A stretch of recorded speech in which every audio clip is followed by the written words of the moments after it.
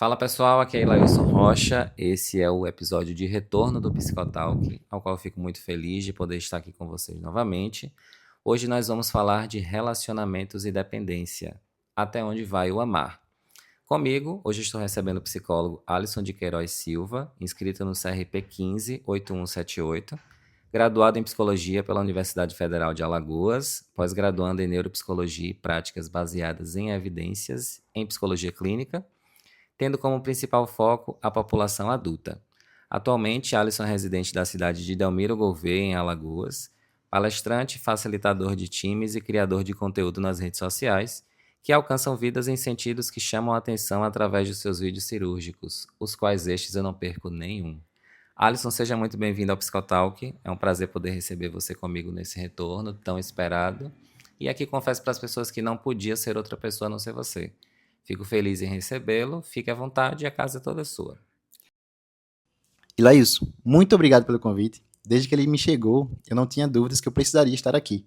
Estou muito feliz, de verdade, de estar aqui contigo, reabrindo ou retornando o Psicotalk, porque, principalmente com essa temática, que é bastante recorrente na minha prática clínica. E para honrar as pessoas também que nos ouvem, espero que nosso diálogo, esse episódio, seja de uma forma leve, fluida e também com muito significado para elas. Então, como que a gente vai tratar isso, Leilson? Alisson, novamente, você não tem ideia do quanto eu fico feliz em poder te receber aqui hoje. Enquanto você foi falando, eu fui pensando em como é que a gente poderia falar nisso, e eu acho que um termo que é muito recorrente, principalmente hoje em dia, mas que a gente pode falar ou versar sobre, é sobre os amores líquidos. Quando a gente vem falar de relacionamentos e de dependência, nós estamos falando de novos comportamentos, novos padrões de relações que nós vemos aí, sobretudo com essa geração atual, né? Muito do que vem sendo quebrado também dessa geração para com outras gerações. E eu acredito que a forma e as novas formas de se relacionar, elas estão moldando o que seja de fato relacionamentos, mas sobretudo a questão de dependências, né? O que é que você acha disso, desse novo formato de relacionamento e do que a gente poderia falar sobre amores líquidos? Amores líquidos, né? Bauman tem um livro chamado justamente com essa temática. E ele, como sociólogo, ele tenta fazer um corte específico para explicar o porquê que as relações hoje em dia se dão de uma forma tão frágil, né? Diferentemente dos nossos avós, pais, ancestrais, independente. Como eles se relacionavam era totalmente diferente. E por que hoje as relações e os vínculos são tão frágeis? Não só em questões amorosas, mas em relações humanas como um todo. Relações frágeis, passageiras, com pouco comprometimento, com medo de ter um comprometimento, realmente como líquidos que escorrem pelas nossas mãos. E aí fica a questão, né? Até onde vai o amor e quando ele realmente vira uma dependência? E na verdade esse questionamento é a pergunta do milhão, porque o que é que eu percebo hoje em dia? As pessoas, inclusive, para a gente poder falar sobre isso, a gente precisa desconstruir algo do senso comum que é muito permeado em sociedade, que é o que é se relacionar e o que é, sobretudo, o amor. As pessoas geralmente levam o amor para um lado muito da vida amorosa e esquece que amor também é afeto e afeto não se dá só em relacionamentos amorosos. O relacionamento afetivo para com os nossos amigos, o relacionamento afetivo para com os nossos familiares, com os nossos colegas de trabalho. Estamos falando de afeto. E eu acho que amores líquidos se dá, sobretudo, por essa ausência de entendimento de que amor não é afeto, mas todo afeto é amor. Então, nessa perspectiva, o que é que eu vejo? Se você tiver outra prática e quiser trazer para agregar comigo, fique à vontade. Mas o que é que eu percebo hoje em dia? Dentro dessa necessidade de ter alguém, as pessoas esquecem que ter vínculos também é muito importante e de que o amor não está relacionado apenas às relações amorosas. Então é sempre o próximo, né? Eu vejo as pessoas às vezes trazendo na clínica, em outros espaços que eu frequento, de que existe um medo de se apegar a alguém pelo medo de perder as oportunidades que a vida nos dá. E oportunidades que eu digo aqui realmente são oportunidades de pessoas, né? O cardápio, assim, entre aspas, do que a gente vê em sociedade hoje é muito vasto. E as pessoas têm medo de ficar de fora das grandes oportunidades, das diversas oportunidades que o relacionar-se nos traz. Então, o que é estar com alguém quando a gente não sabe o que é estar com a gente mesmo? Dentro desse prisma, Alisson, eu também percebo que existem necessidades muito específicas que é para suprir algumas ausências de vida que a gente já teve, de outros momentos de mundo, de outros momentos de construção da gente mesmo enquanto indivíduos. E as pessoas não conseguem alcançar, ou até mesmo as pessoas não têm esse entendimento do que a gente está conversando aqui, né? Então, para que se vire uma dependência, a gente primeiro precisa entender do que é que nós estamos falando. É apego ou é amor? Então, Elaís, isso é um questionamento muito forte. Porque quando falamos sobre apego, nós estamos falando sobre expectativas que lançamos de como gostaríamos de nos sentir dentro de uma relação, ou de como o outro faz a gente se sentir. Vivemos numa sociedade que valoriza muito o consumo rápido e descartável, que também se estende às relações. E a gente vê isso nas carências, né? Onde muitas pessoas se sentem incompletas, sozinhas e criam a necessidade de estar com alguém, sem critério nenhum, apenas com falta. E nessas necessidades, Leis, a gente percebe quantas pessoas colocam uma nas outras a ideia de entrar em algo já com algo faltando. E a outra pessoa já entra com a pressão de suprir o que ela não tem obrigação nenhuma de cumprir. E aí vem a lógica, né, do trocável. Se não me serve mais, eu substituo. Simplesmente isso. Sem responsabilidade afetiva nenhuma. E nisso se constrói vínculos frágeis, que hoje são mascarados de autonomia, com a ideia de que, eu realmente não preciso de ninguém. Mas no fundo, tem aquele medo do vínculo, o medo do abandono, porque a pessoa precisa dela mesma. Ou melhor, como uma pessoa vai precisar de alguém se ela não sabe nem quem ela é? Ou como ela vai ser feliz com alguém se não é feliz nem com ela mesma?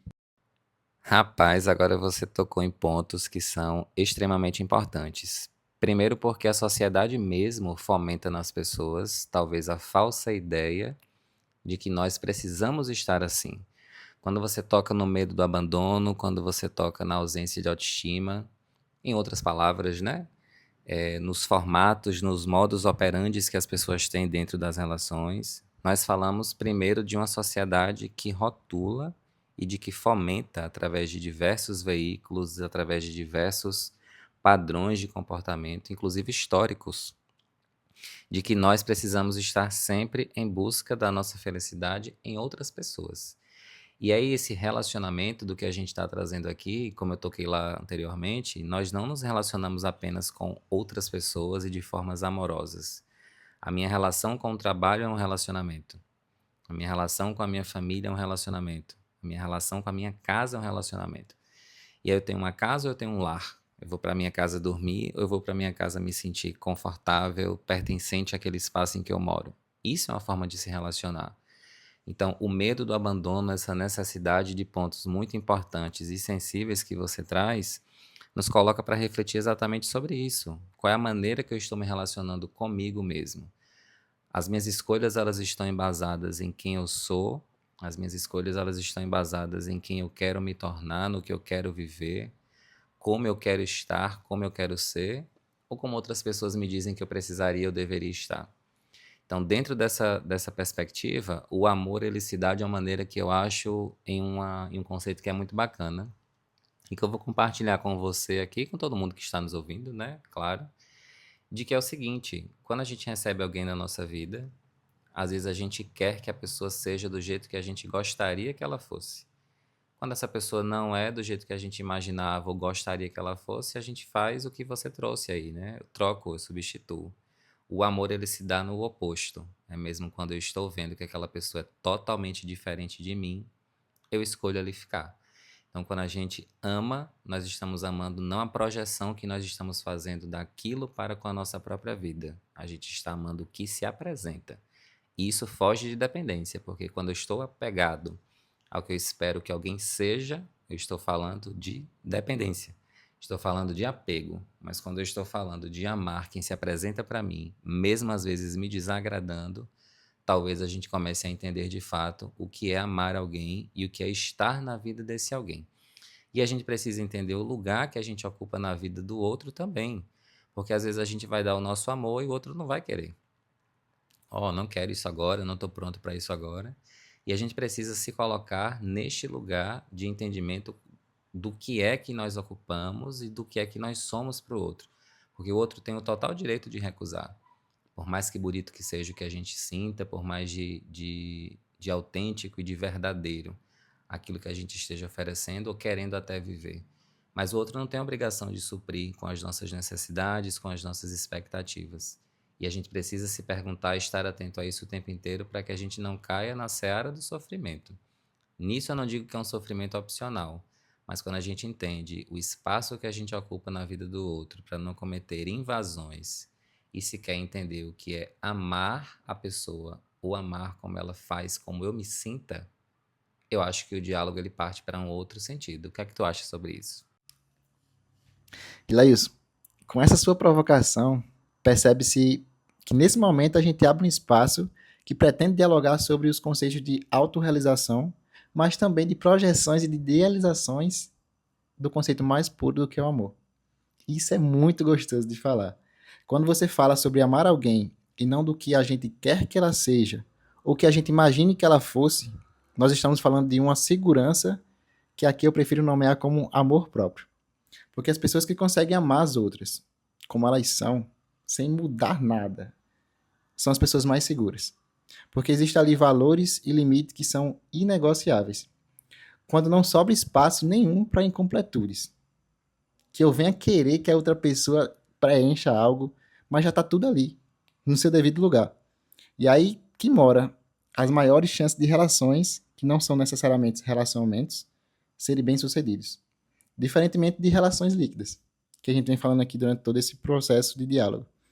Inclusive, se você me permite, eu gostaria de abrir um parênteses aqui sobre redes sociais e aplicativos de namoro, que geram a necessidade de criarmos muitos padrões de comportamentos que falam justamente dessa relação que temos com a gente mesmo.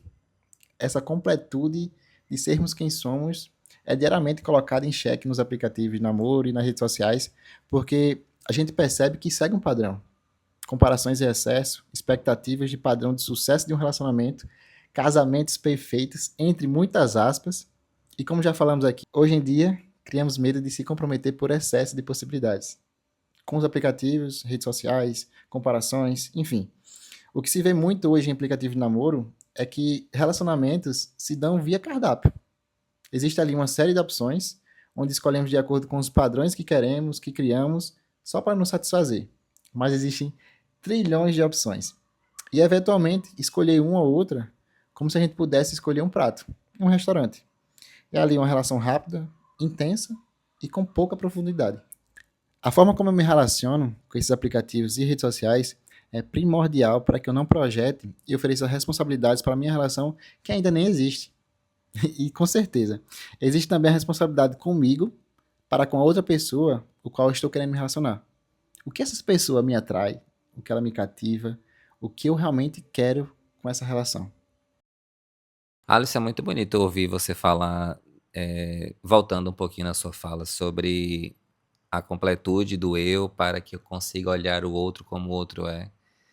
Me identifico com isso e acho que estamos falando de mim mesmo nesse momento aqui da nossa conversa, porque a forma como a gente se projeta para as coisas, estou falando disso aqui no Psicotalk, né? Nesse meu retorno para cá, nesse nosso retorno, vou usar essa palavra, no nosso, mas falando de mim, porque todas as vezes em que eu pensei em voltar para cá, e eu até tentei, isso não foi possível porque eu não estava pronto comigo mesmo para voltar para cá. E quando eu te ouço falar e tô te vendo aqui, né, gravando também com você, tô tendo a sorte de ver você presencial, pessoalmente aqui agora, de te ver, de te ouvir falar dessa forma, me remeteu exatamente a esse lugar de vida que eu tô ocupando agora também. Do quanto é importante a gente se ver primeiro, para depois a gente poder reconhecer o outro. Se a gente não faz esse movimento de primeiro se perceber, para depois perceber a existência de outro alguém, nós estamos colocando outro alguém numa conta que não é justa que ele resolva.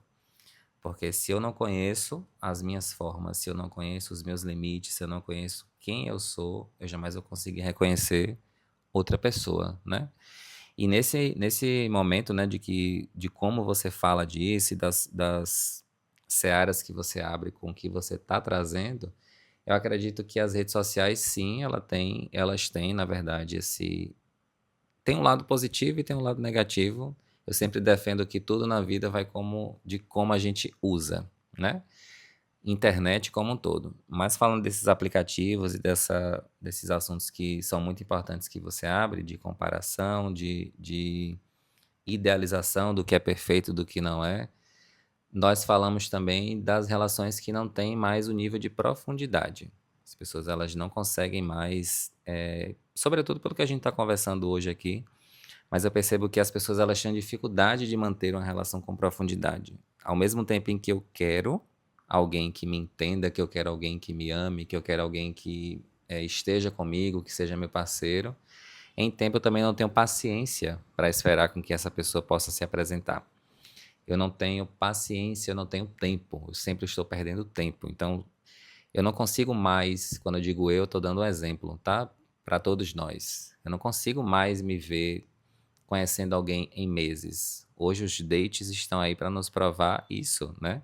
Hoje eu tenho um date com alguém, se eu não gostar, eu já nem vejo mais aquela pessoa e vou para o próximo. E vou lá, as pessoas altamente descartáveis. Se eu quero você, eu vou para esquerda, se eu não quero você, eu deslizo o dedo para a direita, ou é o vice-versa, eu não sei porque eu não tô lá, né? Mas é muito nesse formato do descartável e da ausência de tempo em se permitir conhecer as pessoas. E isso vem exatamente do padrão que as redes sociais nos colocam o tempo inteiro, da urgência e da necessidade. E a comparação, ela traz exatamente a ausência dessa profundidade que a gente está conversando aqui. Porque às vezes eu estou tão focado no que a rede social está me trazendo ali como um exemplo, que eu esqueço ou até não percebo que eu já tenho a mesma coisa, só que apresentada de diversas maneiras completamente diferentes. Eu quero o amor que fala que ama verbal, mas eu já tenho o amor que fala que me ama com gestos. É amor, são linguagens de amor completamente diferentes. Mas às vezes eu estou apegado ao que o Instagram me fala, eu te amo com as palavras, eu te amo. E esqueço de ver que dentro da minha relação eu já tenho eu te amo ali, às vezes, de outras formas e de outros formatos.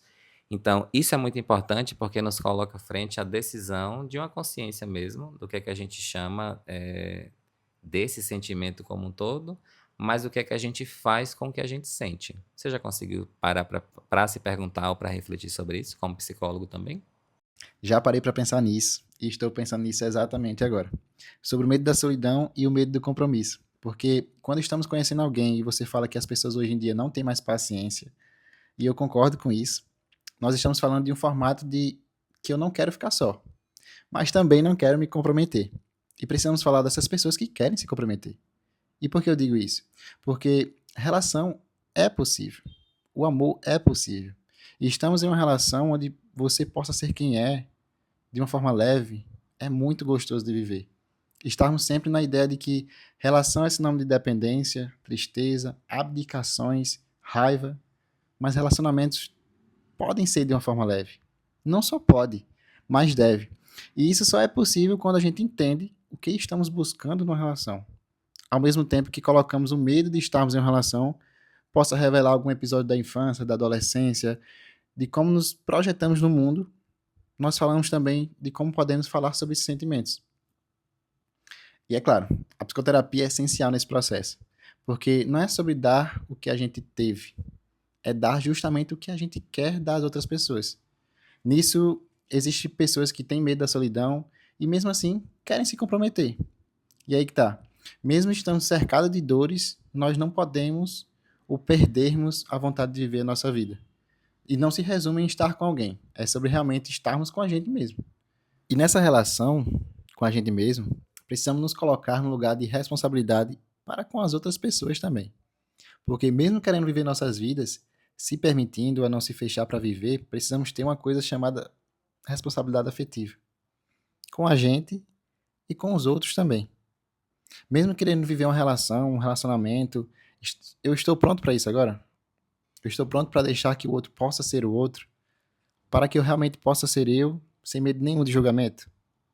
Pronto para cuidar do que o outro está adiante a me oferecer? Esse tipo de pergunta nos coloca à frente a um significado de responsabilidade afetiva e nos permite de cuidar do que os outros estão nos oferecendo e principalmente do que eu estou entregando para as outras pessoas. Não custa nada você ser sincero, a ponto de dizer o que quer, o que sente, porque isso poupa saúde mental. Inclusive, isso anda um pouco escasso. É, Alisson, não somente escasso, como raro. Diversas são as vezes e exemplos que a gente traz, né? Poderia trazer para cá sobre isso. E isso me toca de fato em muitos sentidos, porque responsabilidade afetiva, e quando você fala de que a gente precisa cuidar do que o outro nos traz, mas também do que a gente entrega para as outras pessoas, nós estamos falando da construção do amor. Que o amor é visto como algo que já chega pronto, né? Muitas das vezes. Eu vou conhecer alguém e vai ser o amor da minha vida ali. Vamos ser felizes para sempre. Mas o amor, às vezes, ele não é construído no dia a dia. O amor, ele não é construído nesses cuidados que você traz. O que é que me fere? Eu estou conseguindo verbalizar o que é que me fere? Ou eu me fecho e penso e eu, às vezes, até quero que a pessoa adivinhe o que é que está me machucando? Então, eu sempre costumo dizer que o diálogo é a casa do milagre. E dentro desse diálogo está morando o afeto, está morando o cuidado, está morando a responsabilidade, o amor como um todo, o compromisso, a idealização, e não é uma idealização que permeia muito as projeções que a gente faz, mas é a idealização do que eu quero viver enquanto pessoa, para que eu entenda o que é viver com outra pessoa. Então, o amor ele se faz presente nisso que você está trazendo, e isso é muito importante porque é a base de tudo. Sem responsabilidade afetiva não existe compromisso. E sem compromisso não existe nenhum outro sentimento. Seja ele o amor, seja ele o afeto, seja ele a amizade, seja ele qualquer que seja o tipo de relação. Compromisso é a base de tudo, mas o compromisso não é apenas com os outros. O compromisso começa comigo mesmo e para com aquilo que eu estou me dedicando a entregar para as outras pessoas. Você concorda com isso? Leilson, com certeza. Porque quando a gente fala sobre responsabilidade afetiva, a gente entra muito num parâmetro de que é só a nossa vez. Então, comunicação é muito importante. Quando eu falo sobre sinceridade em falar o que a gente quer, o que a gente sente, para com o outro, isso é muito importante no sentido de que não é só a nossa vida. Você consegue controlar sim as suas emoções ou não, mas o que está no seu controle é sobre você. O outro não, você não consegue ter esse controle. E a partir do momento que você entra na vida daquela pessoa, faz o que quer, sai na hora que quer, a outra pessoa carrega um fardo sobre isso. Então, é muito importante a gente pensar o como que eu vou entrar, como que eu vou sair, se for para sair. É sobre isso. É sobre responsabilidade afetiva. É, meu querido, eu sou muito suspeito a concordar com tudo que você fala, porque você sabe que eu sou muito fã do seu trabalho, sou seu fã como um todo. Os seus vídeos, eles trazem muito disso. Inclusive, recomendo para as pessoas que estão aqui nos ouvindo aí consumir também o seu material, porque já me tirou de grandes desmantelos, viu, gente? Os vídeos do Alisson aqui. Ele vai falar das redes sociais dele mais no final, mas isso que você traz agora, meu querido, é algo que fala do cuidado como base de um vínculo afetivo. Porque vínculo sem cuidado, como a gente já conversou de diversas maneiras hoje, não é vínculo, né? É puramente desejo, é puramente projeção. E o amor, ele se dá de uma construção diária, é uma construção ativa. Eu preciso estar disposto, eu preciso estar atento, eu preciso estar disponível. E muitas das vezes é um disponível que não é para o outro, eu preciso estar disponível para mim mesmo. Quando você traz, né, de que a gente precisa saber entrar na vida de alguém, e se for para sair, também precisa saber sair, me remeteu um episódio recente de minha vida particular, de inclusive precisar sair da vida de alguém, e não era aquilo que eu queria fazer naquele momento, mas eu precisava fazer. E quando eu fiz, eu percebi que talvez não fosse a forma correta de fazer aquilo. E eu fui lá buscar atrás, porque como a gente está conversando aqui, por mais que eu precisasse, e eu priorizei o que eu precisava naquele momento, era necessidade minha, mas ao mesmo tempo, nós estamos falando de um amor como construção ativa. Então, se eu não quero perder alguém, eu não posso deixar com que esse alguém simplesmente vá. E eu não posso, ao mesmo tempo, fazer invasões na vida de alguém. Eu também não posso fazer retiradas que deixem esse alguém, às vezes, desamparado sem a responsabilidade afetiva que você trouxe agora há pouco. Então, eu concordo, assim, em número, gênero e grau com o que você está trazendo. E ainda afirmo, né, aqui nesse momento, enquanto profissionais de psicologia, de que as nossas escolhas, elas permeiam toda a vida que a gente vai viver. Eu não vou viver a vida que você escolhe para mim. Eu não vou viver a vida que alguém queira que eu viva. Eu vou viver a minha vida cercado das escolhas que eu faço. Por isso que é difícil, né, a gente fazer tantas escolhas, porque não tem para quem delegar a responsabilidade. Ah, eu conheci um namorado, tô com a namorada e foi porque o meu primo que me apresentou. Se entre seu primo te apresentar e você escolher se relacionar com esse alguém, nós estamos falando do nosso poder de decisão. E escolhas são difíceis de ser tomadas porque nos tira desse lugar da transferência de culpa. Entre aspas, eu vou preferir falar como transferência de responsabilidade.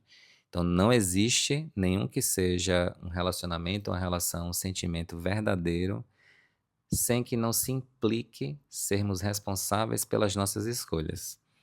E aí, Alice, eu quero te fazer uma pergunta misteriosa aqui. Eu vou jogar para você para que a gente comece a fazer o encerramento aqui, mas é você que vai abrir esse desafio de me responder. Você acredita que é possível amar hoje em dia de forma sólida? É isso. Eu confesso que se eu soubesse que essa responsabilidade cairia pra mim no final do episódio, eu não viria. Ou eu cogitaria não vir, tá? Mas respondendo sua pergunta, sim, pode existir. Não só pode, como deve. Só que é importante a gente observar o que realmente é amor. Como se daria essa forma de amar de uma forma sólida. Porque é muito comum a gente falar do que nos machuca, que também é necessário, mas e quando dá certo? Quando é de uma forma leve? Como é que seria? O amor, ele se faz no cuidado mútuo, no respeito, no vínculo real que é construído entre ambas as partes. O amor não é obsessão, não é sacrifício. Amar é também saber quando ir embora quando é necessário. É buscar sempre autoconhecimento, trabalhar sua autoestima e ter sempre uma autonomia emocional. É entender a diferença entre amar e o apego, o que realmente seria depender. Estarmos atentos a modelos de relações que já foram fracassados, nos posicionarmos também diante de violências que nos limitam e que nos cogitam a não ser quem somos. É a gente se dobrar para caber numa caixinha que não nos cabe, que nos fazem duvidar da gente mesmo e que nos façam sofrer como um todo. E se tem algo nos incomodando, tem algo que precisa ser ajustado. É importante realmente a gente observar o que nos incomoda.